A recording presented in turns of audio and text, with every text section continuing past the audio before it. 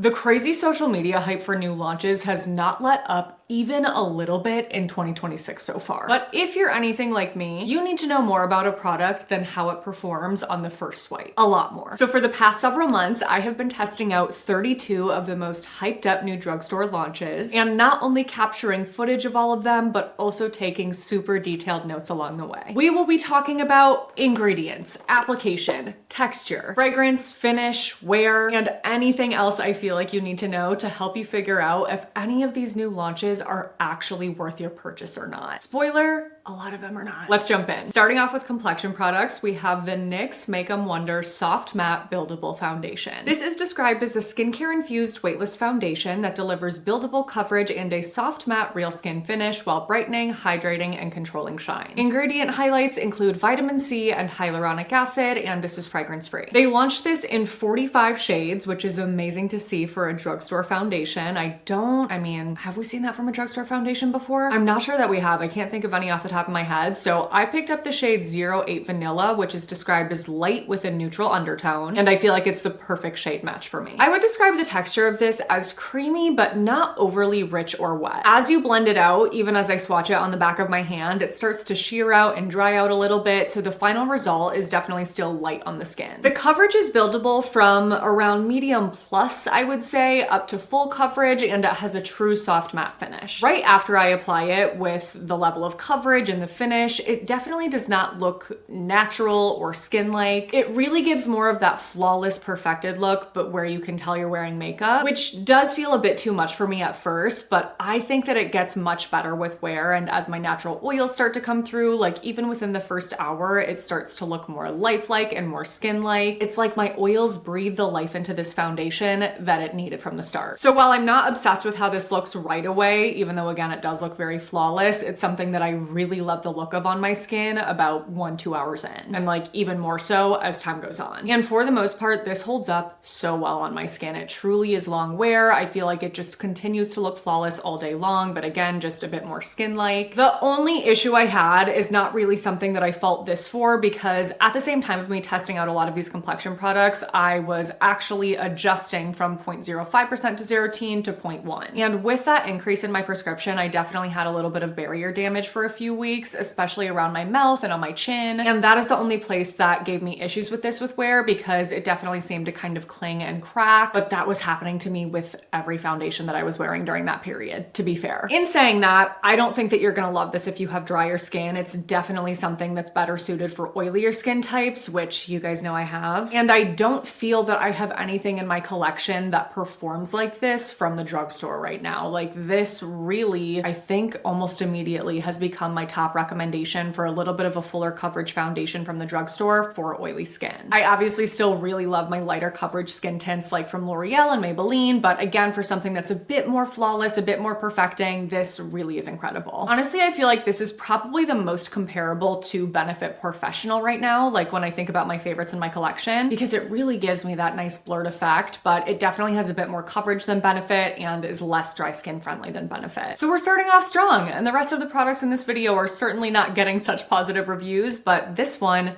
really impressed me. The other main foundation I was testing out is the Maybelline Lifter Plump and Glow Foundation. Is this called a foundation? Yes. They describe this as a skincare meets makeup liquid foundation with a 90% skin-caring formula that's clinically tested to plump and brighten skin while delivering buildable light medium coverage and a radiant finish. Lots of skin-loving ingredients highlighted here: 2% niacinamide, hyaluronic acid, shea butter, green tea extract, 2 peptides, and it's fragrance-free. There are 24 shades in this, which I feel is, you know, closer to what we usually see at the drugstore, unless it's skin tint. I feel like we get like 12 shades in skin tints. I picked up the shades 110 light warm and 113 light neutral, but light neutral was way too dark for me. So just be careful with shades. Maybe go look in store before buying online, because I feel like the depth of shades jump really quickly. But 110 light warm is a really nice match. This feels rich, creamy, and on the thicker side for a foundation, but at the same time, it shears out when I apply it with a sponge, so it also is not something that feels heavy. If anything, it feels more like a tinted moisturizer than a foundation to me. Like it has that moisturizer-like feel. With my favorite complexion products, I'm able to just like pump them on my beauty sponge and pat them straight on my face, no problem. But when I do that with this, it can go a bit tacky and patchy. So I would recommend either spreading some out on the back of your hand first and then picking it up there, or applying like thinner streaks to your face before blending. I can get it to apply really nicely that way if I kind of leave it at that, but if I try to build this up, I did want to test that out because I do say it's supposed to be buildable. That can also give me issues. It can start to go a little patchy and break down. So using those application tips and sticking with a level of coverage it gives just with that initial application is what works best for me. So it's not as seamless for me to use as my favorite complexion products are, but I can get it to work with some tweaks. This has light to medium coverage and a naturally radiant finish that I think just looks like healthy, hydrated skin instead of anything that's radiant or pearlescent. And I really love the look of that before setting it with powder. Like it just looks fresh and skin-like, but once I set it with powder, I feel like that magic gets kind of lost. It still looks nice though, and I, for the most part, have had good success in doing wear tests with this. Again, I've had issues with it kind of going patchy and flaky around my mouth. I don't really fault this for that because aside from that, the rest of my face held up really well, and it surprisingly didn't get greasy at all, which I was very much expecting based on the way this is described and how it looks at first. And because the Lumi matte foundation, is that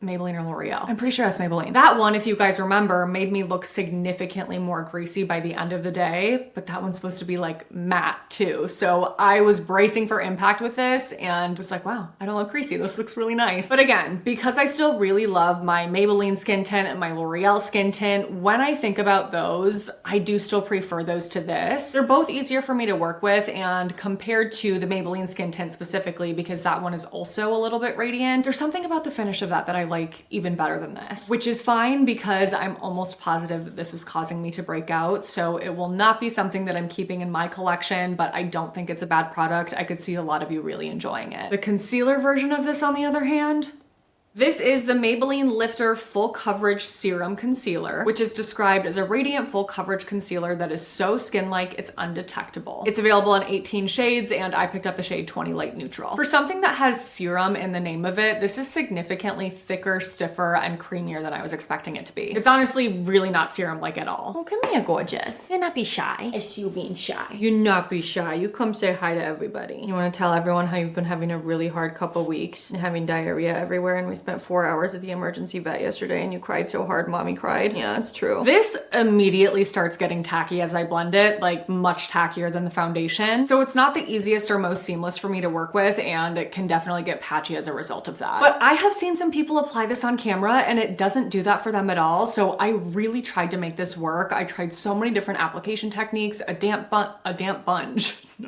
sponge, my fingers, a brush, and similar to the foundation, what works best for me with this is to swipe it out on the back of my hand to sheer it out and then pick it up with a damp sponge from there. But even still, I just cannot get this to consistently blend easily for me. Like even in doing that, I can still sometimes end up with issues. So I feel like whenever I was reaching for this, I never knew what I was gonna get. It has medium to full coverage and a satin matte finish with a subtle amount of radiance, I'd say. It definitely does have something going on in that department, but it's not something that I would describe as dewy or extra glowy or pearlescent. It's subtle. When I can get this to blend out without going patchy and I have the rest of my makeup on and have set this with powder.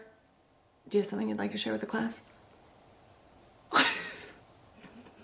I love you, buddy. When I have it fully set with full makeup, I actually do really like the way that it looks. I feel like it just brightens things up a little bit under my under eyes so that it doesn't look super dull and flat, which I love. And when I get this to blend out nicely, it does wear really well. I feel like this is the same experience that I had with the L'Oreal Infallible Concealer, where like it was giving me issues, going patchy, no matter what application technique I tried, it was never reliable. But when I got it to work, the wear was amazing. Same kind of thing here. So if this was easier to work with, I feel like it would be in the running for a top drugstore concealer for me, but it's just too finicky for me to want to keep it in my collection. Another concealer I got my hands on is the e.l.f. Soft Glam Satin Concealer. This is described as a lightweight hydrating concealer that brightens dark circles, conceals redness, and blurs spots with medium buildable coverage and a creamy satin finish that glides on with a luxe feel. No, it doesn't. Ingredient highlights include a hibiscus complex, hyaluronic acid, and amino acid coated pigments. There are 36 shades and I have the shade 13 Fair Neutral. I definitely would not describe this concealer as lightweight, not at all. It's creamy and at first feels a bit rich, but as you blend it out, it starts to feel kind of stiff. So I don't agree that this feels lightweight or glides or has a luxe feel in any way, shape, or form, to be honest. The coverage is medium to medium plus, and while this does have a satin finish, it also looks dry because it immediately starts to settle and cling. And it just looked even more dry after I set it with powder, but I always set my under eye concealer with powder because I feel like if I don't, it's really easy for mascara to streak. I was going to do a proper wear test with this because that is what I always do, even if I don't like something at first, and I really like to give products multiple tries, but this was an exception because I was filming the day that I put this on. I already hated the way that it looked. As I started to apply more makeup and bronzer in the order and way that I always do, it just started going patchy and just looking awful. And I didn't want my makeup to be ruined for all the videos that I had to film that day, so I was like, I'm gonna take my makeup off and start over. And that ended up being the end of the road for me with this because I could not bring myself to reach for it again. I looked up reviews just to see, like, do other people love this? Should I give it another shot? And the reviews were awful. Everyone said it looked dry, it clung, it was patchy. So that confirmed for me that this is not something that I need to keep giving a go. It's just gonna be an immediate no for me. The other NYX complexion product I tried for this video is the Wonder Snatch powder, which is so much tinier than I was expecting it to be. When I got my order in the mail, I was like,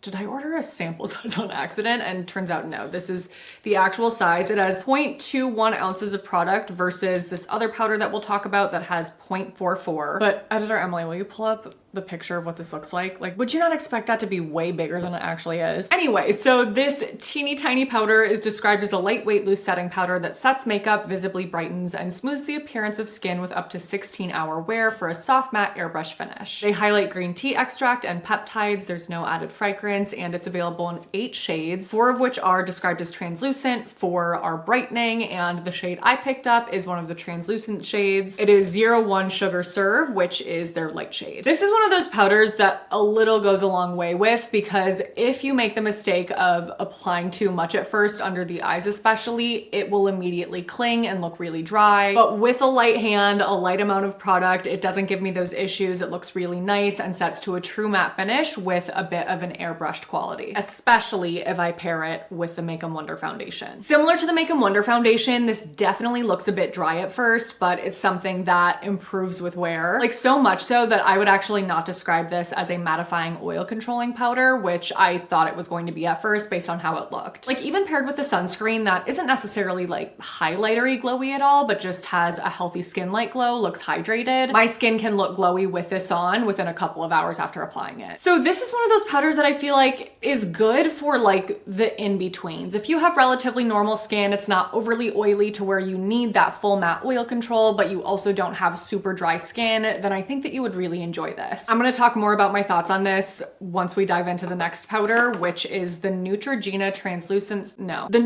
Hydro Boost Translucent Setting Powder. This is described as a loose powder designed to lock makeup in place while leaving your skin looking radiant and hydrated, blurring imperfections and feeling silky smooth. Of course, like the rest of their Hydro Boost range, they highlight hyaluronic acid, and this does not have added fragrance. They only have 1 shade. They describe it as translucent, but I don't agree with that. If you were super fair, I feel like this would end up looking too dark on you and not being truly translucent. And if you have a deep skin tone, I also could not imagine that this would end up being translucent either. But it does work for me for the most part. I was honestly immediately impressed with how much this seems to smooth and blur my skin. Like, that really was what I noticed most in person. And I actually feel like this has a little bit of coverage. Like, compared to the NYX powder, I feel like it's definitely just not as thin and translucent. But unlike the claims, I don't agree that this looks hydrating or radiant on my skin at all. I feel like this is a true matte. And it stays so matte all day that I feel like this is something that I would describe as an oil controlling powder and not at all a hydrating or radiant powder. Which made me feel like I was going insane, because I was like, if I were to guess how these would perform, I would have said that they were opposite. So I decided to do a split face wear test, because those never lie and I wanted to be extra sure, and that wear test did confirm it for me. The Neutrogena side stayed more matte, the NYX side looked glowier. However, I do agree that this locks makeup in place and wears well. So if you are looking for a powder that performs exactly exactly how this claims to,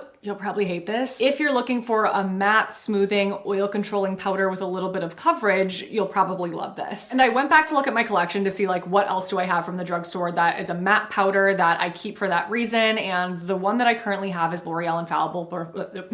What? Oh no. L'Oreal Infallible. I can't speak. L'Oreal Infallible Blurfection. And I feel like this stays more matte than that and helps with makeup wear even more than that as well. But L'Oreal Infallible looks a little bit lighter and a little bit less makeup-y on my skin. I know that that was a lot of comparing and there's not necessarily one clear winner, but I hope that helps to kind of point out the differences that I was experiencing between the three. Okay, next, let me dig into my container of goodies. We are moving on to bronzer, blush, and highlight, and starting off with the L'Oreal Lumi Bronze Slipstick Soleil. They describe this as a buildable cream to powder formula that swipes on and melts into skin for a sun-kissed glow like you bathed in the French Riviera. I would not know what that's like. I've never been to France. I'm actually going to France for the first time, Europe, overseas, anything abroad for the first time in my entire life this spring for a college friend's wedding. I'm so excited. Back to this. There are 5 shades that are not great, at least for me. The lightest shade that they have for fair skin isn't even really a bronzer. It's called Universal Warm Rosy Bronze or Blush. So it's like a blushy color. I just don't love wearing rosy shades for all over bronzer like that. And then the next deepest shade that I have is Toasted Sunlight, which they say is a light to medium brown gold. It's not offensively orange, but it's definitely too orange for me, so that doesn't work. And I did pick up a Copper Bronzette just to, you know, see the difference, because this one's described as a medium deep beige, not gold, but that's obviously way too dark for me, so that was not going on my skin. This has a true cream to powder finish. It starts off rich and creamy, but transforms as you blend to feel much thinner and dry to the touch. You can swipe this straight on your face and get it to work that way, but because it is so powdery, I find that it works best for me if I blend it on the back of my hand first and then pick it up that way. I would say that the pigment is buildable from sheer to medium, and honestly, looking back at the footage, it looks kind of patchy. It's not terrible, but I'm like, it's not the most seamless, and it definitely has a radiant finish, so I feel like I would describe this as a bronze lighter. Not a blush lighter, a bronze lighter. Wear was not the best with this. I felt like it completely faded from my forehead and was not as bad on my cheeks, but definitely faded there as well. So overall, this is just something that like across the board doesn't work the best for me. It's just one of those formulas that I'm like, this needs work. I think that the Maybelline lifter sticks, if you are looking for a stick cream bronzer from the drugstore, are so much better. The Milani baked bronzer that I immediately shattered upon opening. That only happens to me with products that I really love. I swear to God. So Milani relaunched both their baked bronzer and baked blush. I actually did not realize that they had a baked bronzer prior to this. I of course knew about their baked blush. That was in a video I posted this summer with my top 3 makeup favorites from the drugstore in every category. Compared to the original, they still claim to be slow baked on Italian terracotta tile, but they now say they're infused with an antioxidant grape leaf extract and vitamin E rich olive fruit oil, plus offer even longer wear up to 12 hours. There are 4 shades, and I picked up the shade 01 Amalfi Glow, which I hope you're still able to get the gist of from my swatch. I'm really sorry that this shattered again. Well, maybe if I just show you this now. What's left, the remnants. I absolutely love this shade for my skin tone. It's not too light, it's not too dark, it's not too orange, it's not too muddy. I feel like it's that perfect in between for me. And again, because I never tried the original baked bronzer, I can't directly compare to that like I will be able to for the blush. At least I don't think I ever tried it. Maybe I did like 5 years ago and I can't remember. But evaluating this by itself, I would say that the formula is very easy to work with. It's not overly pigmented, it's blendable, it's buildable, and the final result once blended out looks soft, smooth, diffused, and subtly radiant. It's like a slightly pearlescent matte. I absolutely love how this looks. I was immediately like, oh my God, this looks beautiful. I definitely don't have anything from the drugstore like this. It's actually something that really reminds me of the RMS bronzer.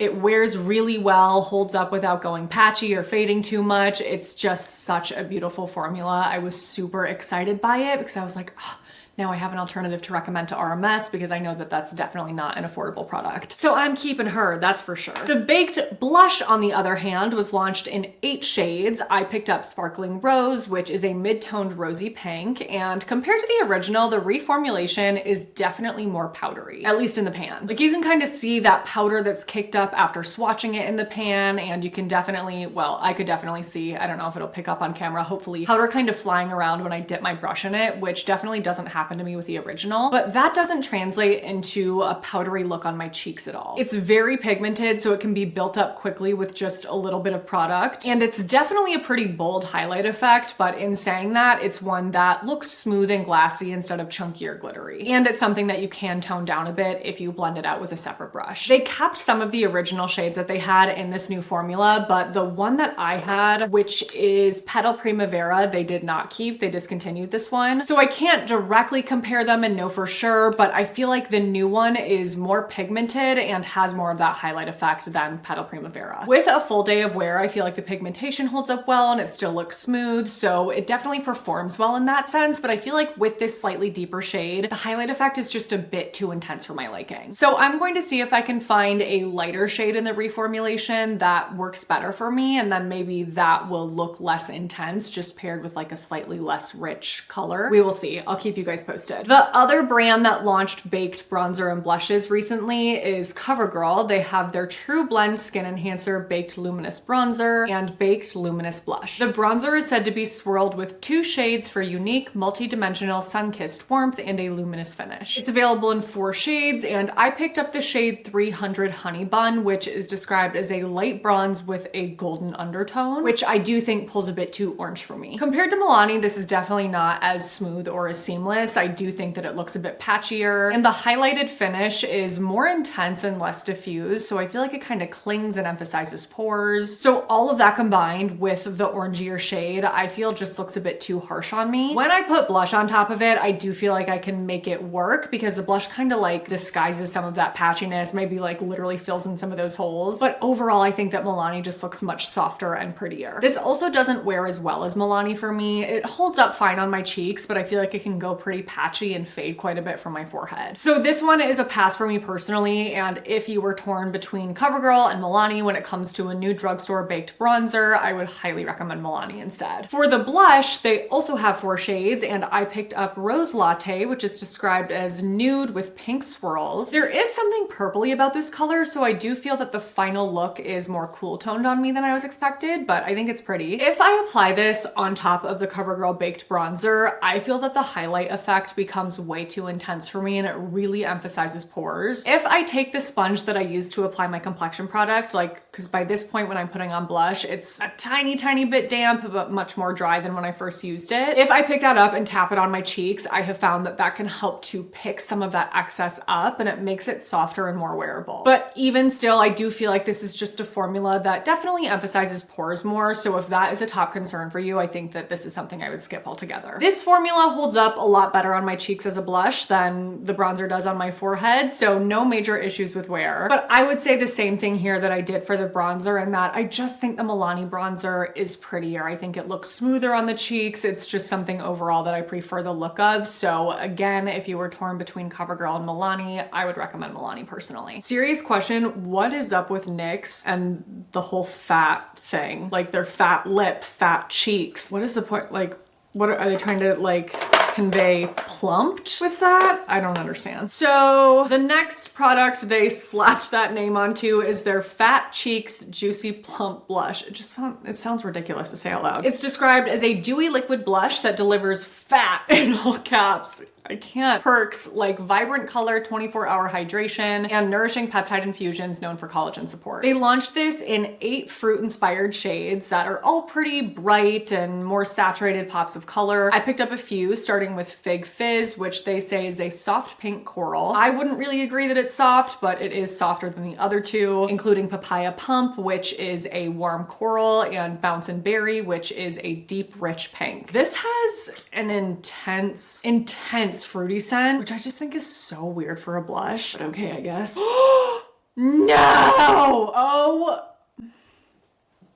I'm sorry, I know that was dramatic, but I just spilled this all over my pants because I tipped it over a little, and that was something that I was going to tell you about. This packaging leaks. There's nothing inside this to stop it from pouring out. I'm serious, that's all over my sweatpants. And makeup, oh, I feel like makeup like that is so hard to get out. So that was what I had on my list next to say, in addition to the fact that I feel like the applicator paired with it is just really not ideal for the formula because it doesn't pick up very much product. I literally had written down, be careful, product drips out really easily. Nice. So the reason why that doe foot gives me an issue with this formula is because it's very thin and light and wet and serumy. Because of how wet this is, if I apply this straight to my cheeks, it can immediately start to pick up the product underneath it and go patchy. So again, it's something that works best for me if I apply it to the back of my hand first. And if I do that, it does blend and melt into my skin nicely. Fig Fizz and Papaya Plump are buildable, but still sheer. So even if I build up the color intensity on my cheeks, I feel like I can still very much see my skin through them, whereas Bounce and Berry is a bit less sheer. I think the finish looks really pretty before I set it with powder. It's naturally glowy, there's something skin-like about it, but again, it's one of those things that I feel like just kind of loses that magic once it is set with powder, and once I do set it with powder, it can start to look a little patchy too. The wear isn't awful, but I do feel like it looks even patchier at the end of the day, so for me, it's a no. If you don't need to set your face with powder, it might be worth trying, but again, maybe not because of the leaky packaging and the weird smell. Maybelline launched a blush that I feel like I just picked up because I was like, is this gonna be like the Dream Matte Mousse foundation? It just was giving me those vibes. This is the Cloudtopia Cheek and Lip Mousse. They say it's a whipped blush with a blurred matte finish that feels weightless on the skin, lasts up to 14 hours, and can be used on both the lips and the cheeks. Disclaimer, I did not test this on my lips. I'm just realizing that. I only tried it on my cheeks. They launched it in 10 shades, and I picked up a handful of them, starting with Toasted Sky, which is described as a toasty cinnamon brown, Solar Serenity, a vibrant terracotta, Enchanted Mauve, a pinky mauve, and Divine Crimson, a bright rich crimson red. And in the application footage, I decided to apply Toasted Sky. This definitely feels like a mousse, but at the same time, it's way softer and richer and creamier than I was expecting. Maybe rich isn't the right word because it's not wet, like it's a dry mousse almost. But at the same time, again, really soft and creamy. But despite how it feels to the touch, it actually blends out to be super, super light and thin and extremely smooth, both in swatching it out with my finger and applying it to my cheeks. The first time I tried this, I accidentally applied way too much and I was shocked by how easily it blended out. I think again, just like a texture like this, I'm like, I don't know, I feel like it's not gonna work the best, and it was so easy to blend. It's a highly pigmented formula and a lot of the shades they launched are very rich and bold, so a little goes a long way, but it's one of those formulas that you can definitely sheer out to make look more wearable or build up for a really intense pop of color if you want. The finish is a natural matte. It's not so matte that you can't see the glow of skincare through it, but it also is something that can look a bit flatter, and if you had dry skin, I feel like you probably would not be obsessed with that. At first, I loved the way this looked. It was very just smooth and diffused, and I was so impressed, I think because I was expecting to hate this so much,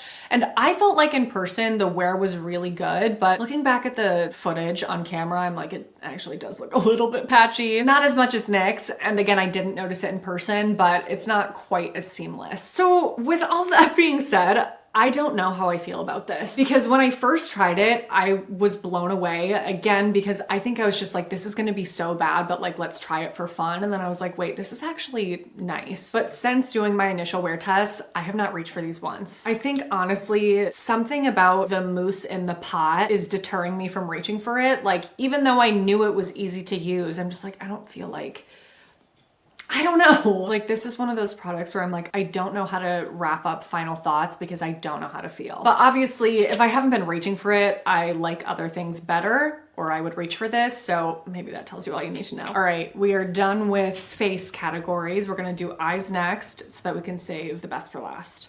Lips, of course. The first mascara I tried is the L'Oreal Extentionist, what are you? Lengthening and Curling Washable Mascara. This is supposed to give you lashes so curled and extended, they get plus 5 millimeters closer to your brows. Extended length, volume, and 24 hours of sculpted curl. There are 3 shades, and I have Blackest Black. This has a slightly curved wand. I would say is like right in between being stiff and flexible. They specifically call out that this has 300 bristles to precisely separate, but the bristles are very short. short, so keep that in mind as we talk through the rest. This formula is not too wet, but it is a little bit thicker and on the heavier side. Because of that, it can get a little clumpy if I want to build it up, and that is an issue because again, the bristles are just too short to be able to separate as nicely as I want. Despite that, I actually think this looks pretty good. Like the volume is great, but because the formula is on the heavier side, I feel like the length and curl fall basically immediately after I apply it, which are supposed to be the two main benefits you get with this mascara. It does wear well and I don't get flaking or smudging, so it certainly is not bad. Again, I actually think that this looks pretty, but it just didn't really give me what it claimed to, and that was why I bought it in the first place. That's why I wanted to see if it could give me that look. So I think it's good, it's just not a new favorite. You know, when Maybelline launches something in the Lash Sensational family, I am trying it. This is the Lash Sensational Body Mascara that is supposed to give you full volume for full body lashes with up to 24-hour lift. No flaking, no smudging, just pure lash power that moves with you. Okay. Also 3 shades. I'm using Brownest Black here. This one is tapered in the center and quite flexible. And it's a thicker formula, but it's also on the drier side. So I feel like I have to really add and build up a lot in order to get the volume and body that they claim this will give. If you do that, you can get really good volume for sure, but then I feel like my lashes look kind of heavy and spidery and look even worse with wear. And this does smudge and flake on me, so for me personally, this is a pass. But that was not even close to as bad as my experience with the CoverGirl Wrap Eye Enhancer Tubing Mascara. This is supposed to give you a lash extension effect that is clump-free, flake-free, and smudge-proof for up to 30 hours. Say that 12 times fast. There are 3 shades, and I have Espresso Energy, which is supposed to be more brown tone, but I feel like looks jet black to me. This one has a conical shape that looks inspired by Thrive, and it's in between flexible and stiff, but leaning stiffer. The biggest issue I had with this is that the formula is way too wet. So it immediately started building up super inconsistently and majorly clumping. Honestly, something about it reminds me of my experience with waterproof mascaras. I just hate waterproof mascaras. I know that some of you guys really love them and prefer them, but for me, I find the formula is so difficult to work with, and this reminds me of that. I also got it all over my lids in an attempt to make this look even, and I could not get it off. It was like glued. So if that was not bad enough, the overall look of this, I tested this out for the first time when I was going to a wedding dress fitting for one of my best friends. I'm a bridesmaid in her wedding and we were gonna take pictures for it. Not that it matters how I look, it matters how she looks, but like,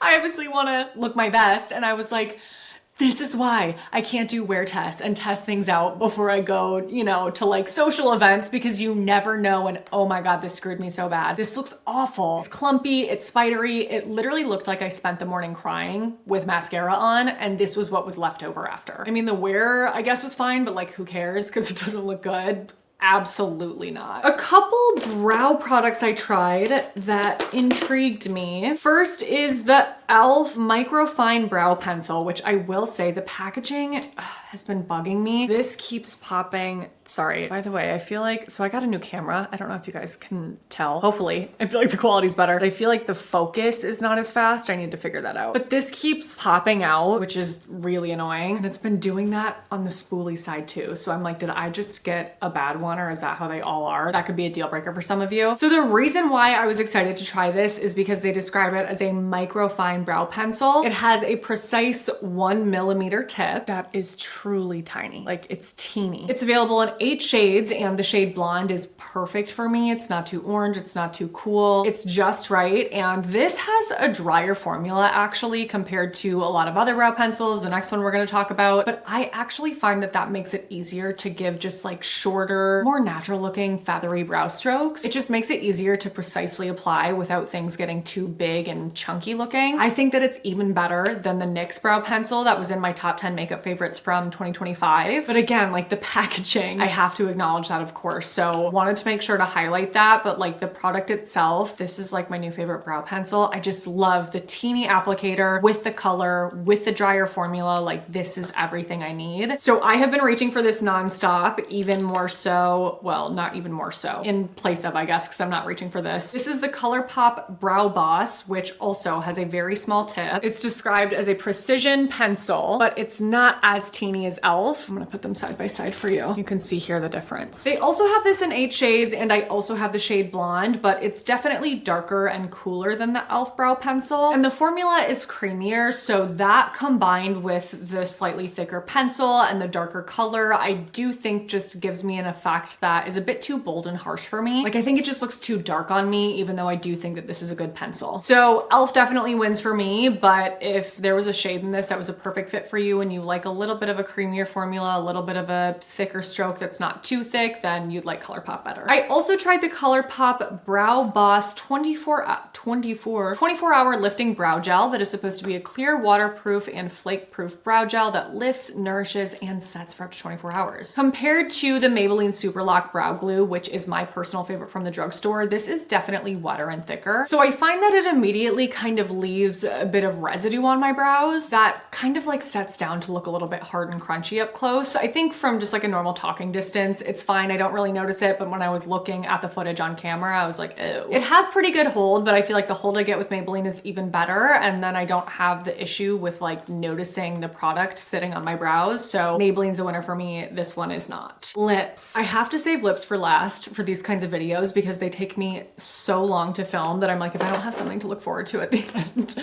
it's not happening. The first product I tried is the NYX Lip Lingerie Lip Liner Stain. This is supposed to be a long-lasting lip liner stain that features all-day transfer-proof, smudge-proof, and waterproof color. It's available in 12 shades, and the shade that I have is Tease You Later, which they describe as a cool nude. The applicator is like a long felt tip with a ballpoint that seems well thought out in theory, but in practice it just doesn't work the best for me. As I was applying it, I would lose pigment in the ballpoint and have to like turn it over on its side to get the pigment to start coming out again, which is kind of an annoying way to apply it. You can make it work, but I felt like it made it harder for me to get an even straight line when I was having to like turn it on its side, and you know what I mean. The stain itself is basically like marker ink, and it's not one of those stains that immediately sets and becomes smudge proof, which I do prefer because it gives you a little wiggle room. If like something didn't apply exactly how you like it, you can kind of finagle it a little bit to make it work. The finish is more of a natural matte, and the pigment is buildable, so you can, you know, wear this on the more sheer side or build it up if you would like. And I actually was surprised by how much I ended up liking this shade. I feel like the color on the packaging is not representative of how the color looks on me at all. While this doesn't bleed and is definitely longer wearing than some like creamy, more traditional lip liners, it's definitely not budge proof. It basically entirely fades away for me after eating a meal. Honestly, I feel like my Maybelline lifter liners last longer than this, and those are not lip stain liners. So if you're hoping to truly get that all day wear like they claim, you're gonna be disappointed. For me personally, I don't mind reapplying after I eat or after a few hours, so that in and of itself would not be a deal breaker for me. Obviously, I like to call out when something doesn't perform compared to the claims, but I just never reach for this because of the applicator. Next up is the L'Oreal Hyaluron Tint Lip Stain Serum, which I was very interested to try. This is supposed to be an innovative lip stain serum hybrid that perfectly blends color and serum-like care into one luxurious experience for juicy, plush, soft, nourished lips. They highlight hyaluronic acid and launched this in 8 different shades. I purchased 3 initially, and then they sent me a couple more in PR, so I will swatch all of them here for you. Worth It is a warm pink that looks way too orange on me at first, but after blotting it, it turns into more of a true pink that I would not say is completely neutral, but leans more neutral than it does at first, and I think it's super pretty. Worth It Medium looks like a rosy pink in the photos online, but on me, I feel like it looks more like a dark burgundy. Tea Time is a corally brown nude. Berry Jolie is a rich deep berry, and Le Rouge Paris is a universal red. This has a little bit of a chemical smell when I like really sniff the doe foot, but I don't notice anything when I'm applying it. I don't notice any taste. I do think the doe foot is a little bit too big for this kind of product. I feel like it gets outside of my lip lines because I don't have like naturally super full lips. If you did, that wouldn't be a problem, but that was something I didn't love. When it is a stain like this, I like it to be a little smaller, and it has a wet moussey texture that does feel a bit thicker than a lot of other lip stains and lip tints that I've tried. I actually feel like it has a bit of a balmy feel before I blot it, which I like. It maintains the tiniest bit of that after blotting it, but not nearly enough for me to wear it by itself. My lips definitely felt very dry with that after I blotted it, so something that I need to wear with a balm or gloss for sure. In the photos, they show it looking very wet and glossy at first, but I did not have that same experience. I feel like when I first swatched this, it's more like sheeny, a tiny bit shiny than wet and glossy and shiny, like way less in the photos. However, I do agree that the blotted finish has a bit more of a hydrated look to it than something really flat and matte and dry. try. This is super pigmented if you just apply it and leave it as is, and even after blotting, I feel like aside from the shade Worth It, a lot of these still just look quite dark and bold on me. Worth It, on the other hand, I feel shears out the perfect amount, so I would be excited to keep it if it truly set and stained, but it's definitely not an all-day stain. It doesn't last super long for me. It does get patchy, so I feel like overall that just makes this a pass because there are so many other lip stains and lip tints that I really, really love, and this just does not feel like it competes at that same level. This is why I need to not wear hoodies or turtlenecks in these kinds of videos. What you guys don't see is I am constantly getting up behind the scenes to wrangle Finn, and so my hair's like always moving and getting caught in my hoodies and turtlenecks. Next up is the Revlon Photo Ready Instant Plump Serum, which is described as a silky smooth lip plumping serum that instantly enhances natural lip color and makes lips look more youthful, volumized, and defined with a tingling fire and ice complex. I don't know what on earth I was thinking. I do know what I was thinking. I did not read the details of this before I bought it. I just saw lip serum and saw the photos and was like, ooh, that looks really nice. I should try it for new at the drugstore. But you guys know that I do not like intense burning sensations. So if I saw fire and ice, I would not have purchased this. It has a super intense minty smell. It's like minty and cinnamon kind of at the same time. Not even cinnamon, it's like minty spice. And that fire and ice complex gives this such an intense, spicy, minty smell. It's really overwhelming. They launched this in 10 shades and I picked up the shade Fill Fantasy, which is a warm peachy caramel. And when I first apply this, I'm not sure that I would agree that it feels like a silky smooth serum, but it does feel nice. It's kind of like a hybrid between a traditional gloss and a balm for me because it does have some tack, but it's also smooth and has some comfortable cush. And it's actually pretty pigmented. I would say it has like medium to full color payoff, a true high shine glossy finish. So overall the look is very lip lacquery, which I always think is fun every now and then. But the burn is so intense that it's painful. This is like rubbing jalapenos on your lips. I felt like I was developing dermatitis 60 seconds after I applied it. Like I had a very short amount of time to just like get a feel for the true texture of it, to be able to like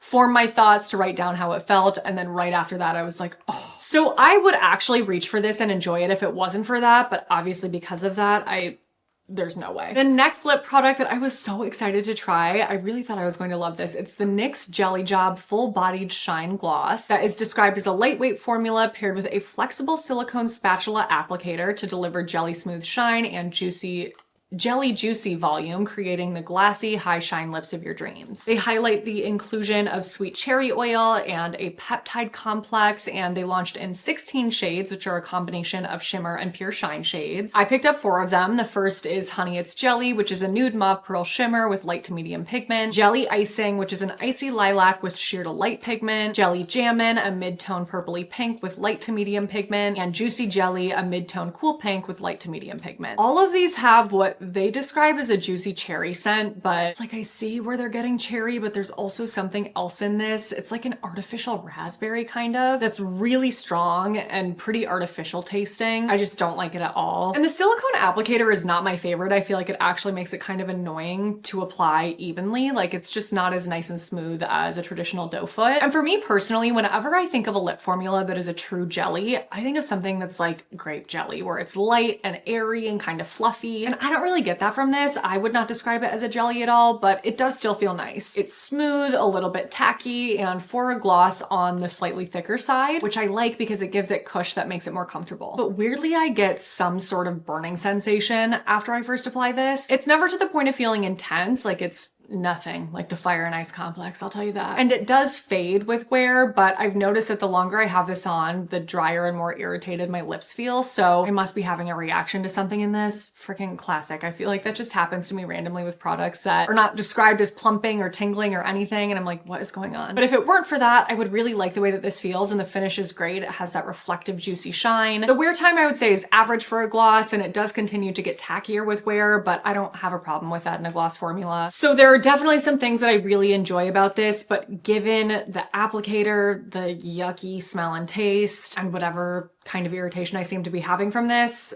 it's a pass. Next is a new lip launch from e.l.f. This is their Glow Reviver Slipstick. It's described as a nourishing tinted lip oil stick that glides on smooth with irresistible slip for buildable color and a soft natural shine. They call out a 3% nourishing complex of squalane, shea butter, and jojoba oil. And oops, I didn't write down the number of shades. Please hold. There are 10 shades and I picked up the shade Mauve Mentality, which is a rosy mauve with light to medium buildable pigment. This feels thin and slippy and slightly oily. There's no real cush for me with this, but it does still feel soft and hydrating, so it's comfortable. Nothing like the straight up greasy textures from my lip oil showdown. It has a wearable amount of shine, so not overly wet and lacquery looking, not so faint that it's more of a sheen. They describe the scent of this as a subtle and inviting juicy mango. I describe it as gross. Scents like this are just so off-putting for me on the lips. Something about the like fake fruity. Ugh. It reminds me of the experience I have with YSL lip products, like that scent, which you guys may remember I freaking hate, which completely ruins it for me. So this is a no, and I feel like these Milani Keep It Full Glossy Plumping Balms are so much better. I should reapply, it's been a while. I feel like I reviewed these in a new at the drugstore last year and loved them, but then kind of forgot about it. And I'm sad because I'm like, this is such a nice formula and there's no smell or taste. It's thicker, it's less oily, it's super comfortable, it lasts really well. These are so good. I know I showed you guys these in my favorite makeup products of 2025 video, but listen. Oh, yes. He's backing me up. As an OG YouTube beauty lover, like somebody who was brought up in the OG makeup YouTube era, I will always be a sucker for a lip swatch. So for those of you who did not watch that video, I wanted to show you swatches of these. I really need to just give it up with the hair. This is crazy. So the Neutrogena Hydro Boost Lip Oil is in my top 5 favorite lip oils of all time and my #1 at the drugstore. So I was so excited when I saw that they came out with shades. The original is a light pink shade that I know for some of you just looks too light and milky on the lips. It kind of looks like nothing on me. But again, I wanted to swatch these for you because they're so pretty. It's like the perfect combination of being brighter and vibrant, but also sheer so that they're wearable. So the OG again is like a sheer light neutral pink. Then moving into the new shades, Mocha Mist is a muted taupe brown. Petal Pop is a bright cool pink. Coral Crush is a bright warm coral. Ruby Red is a classic cool toned red. I freaking love this. And Radiant Raspberry is a deep cool berry. They're beautiful. I'm so happy about it. Oh, where are you? I have to rant about you.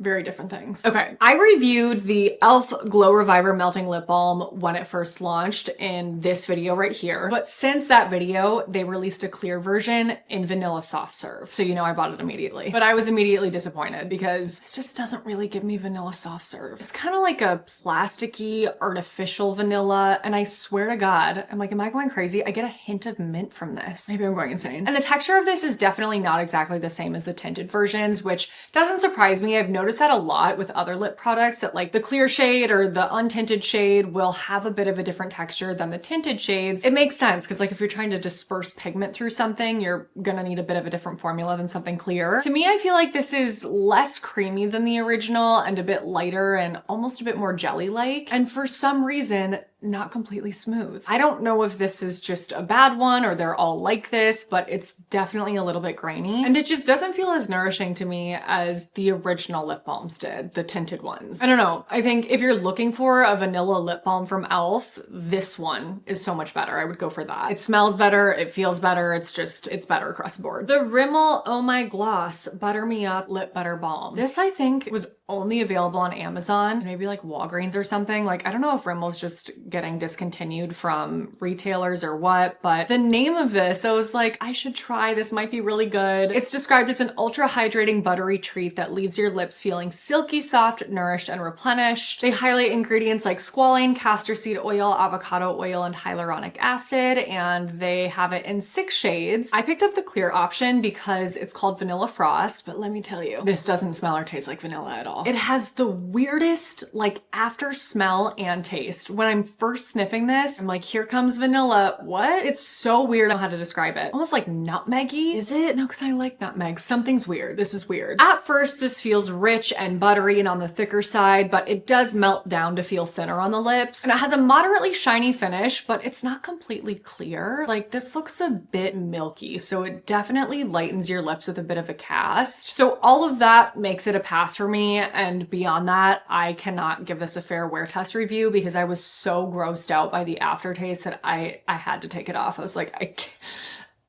The YouTube family will understand. Another day, another lip balm. The CoverGirl Squishy Glaze Lip Butter Balms sounded so cute. They're described as a tinted glaze bursting with irresistibly squishy flavor to deliver up to 9 hours of hydration. Lips look fuller, plump, and supple smooth. They highlight castor seed oil, squalane, shea butter, hyaluronic acid, linoleic acid, oleic acid, and linolenic acid. There are 5 tinted shades / flavors. I picked up Raspberry Twist, which is a sheer raspberry pink with an artificial raspberry candy flavor that I don't love. It's not as offensive to me as the NYX Jelly Job Gloss, but still don't love it. And 1 clear or untinted shade in Toasted Vanilla Marshmallow. You know, I was just dying to smell. It does smell kind of like marshmallow, kind of like a stale marshmallow, but it doesn't taste like that. It has a strange taste that I can't quite figure out how to describe. I don't know, I'm just not a fan of it. I would describe these as having more of a jelly texture that does melt down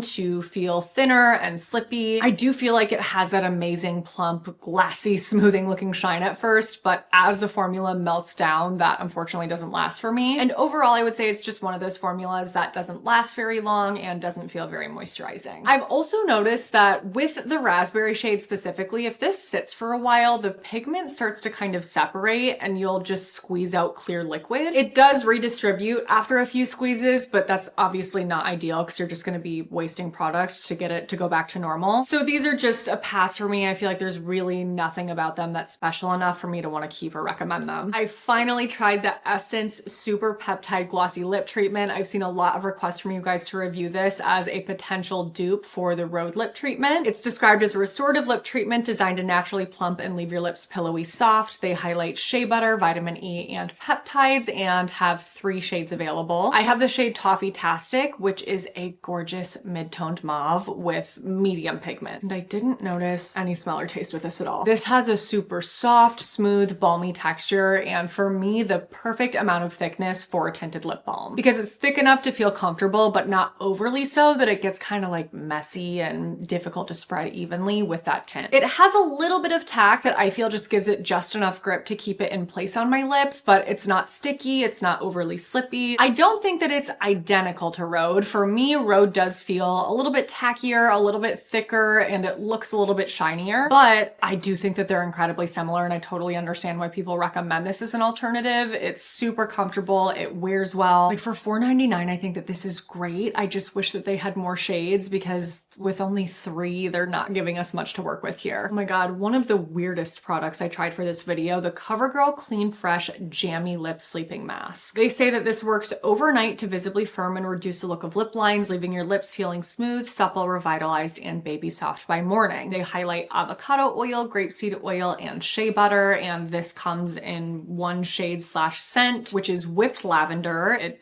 is like a very sheer lavender purple color that I feel like might pull kind of like a white cast on deep complexions. It's fine on me and sheer enough, but like also, I don't know, not something I'm obsessed with the look of. The smell of this, it is so intensely lavender-ish. Like this is lavender essential oil, which I think is horrific for lips. Like I can appreciate the smell of lavender at night. I do think there's something calming about that, like maybe in a pillow spray or a body spray or like something in that sense, not something I put on my lips that I can taste. Ugh. It also has a really strange applicator. It's just this big piece of plastic, and the twist mechanism on this that you get to dispense product dispenses too much, so it just gets messy and goopy all over here. I would describe the formula as a smooth gel cream that is very thick and tacky. Layered up to feel cushy, it gets very gloopy and stringy, which is just like kind of a gross feeling. If you care, the finish is like a glazed sheen, and I did did power through and leave this on to see how long it would last, and it lasts well enough, but after that I was like, we're done. Ick. Second to last. Oh my god, we're here. We did it. I don't think that these are technically new anymore. I don't remember when these launched. They've definitely been sitting in my to try bin forever, and I finally got around to it. It's a Tree Hut Overnight Lip Mask, which is definitely supposed to be a dupe for Laneige. They describe it as a non-sticky formula that deeply nourishes, softens lips, and locks in moisture with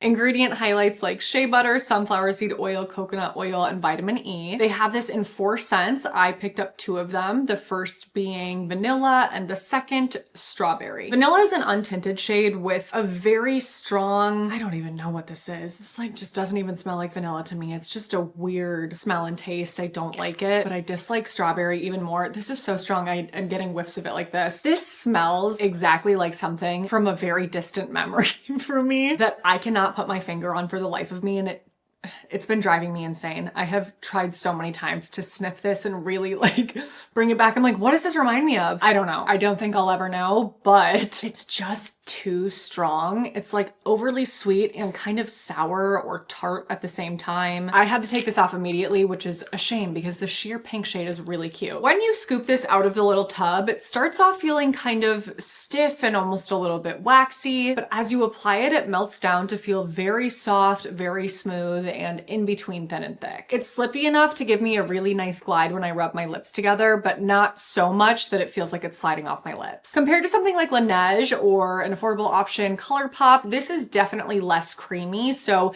if that is your standard and preference for a lip mask, then I don't think that you'll love this. But again, I really like the feel of it and I love the finish. It has that just reflective looking shine without looking gloopy or feeling gloopy like Covergirl. And compared to other lip masks I've tried, I would say that this lasts for a really good amount of time. It makes my lips feel really nourished. So I'm super bummed about the smell and taste of these because I feel like if it wasn't for that, this would be such a solid $10 lip mask. Last and kind of least are the Neutrogena Hydro Boost Lip Balms. I don't know why they're calling this a lip balm because this is definitely a mask. Well, they can call it whatever they want first of all, but it's like a mask in the sense that it's super thick. So this is supposed to be a nourishing, hydrating lip balm that leaves lips supple and smooth. Ingredient highlights include hyaluronic acid, castor seed oil, shea butter, pomegranate sterols, argan oil, and cacao seed butter. And they launched this in 2 different shades. The first is Sheer Ice, which they describe as a natural sheer nude tint that gives a hint of sweet sugar flavor, but is also fragrance free. To me, I don't get sweet sugar from this even a little bit, like even a little. This smells and tastes like dirt, Play-Doh, and plastic mixed together. Ick. And it is absolutely not sheer at all. It lightens my lips so much that you can't see any of the natural color through it. Like this looks like concealer lips from, I don't even know what year concealer lips were popular. That was before my time. Awful. Like I cannot even imagine what this would look like if you had even a little bit darker of a complexion than me. Sheer Berry is a very sheer peachy pink. They say it has a hint of sweet berry flavor. I like the smell of this one better, but it still kind of has like a plasticky aftertaste. I don't know, it's not great. But in terms of the formula, I would describe it as thick, soft, and very creamy. It does melt down a bit, but for me, it doesn't feel quite as melty as Laneige. And it's actually a little bit tacky at first, like almost a bit of that gloopy feeling, but again, not like Covergirl and not enough to be gross. However, it does continue to get tackier with wear. Again, it feels really nice at first. It feels nourishing and softening. It has a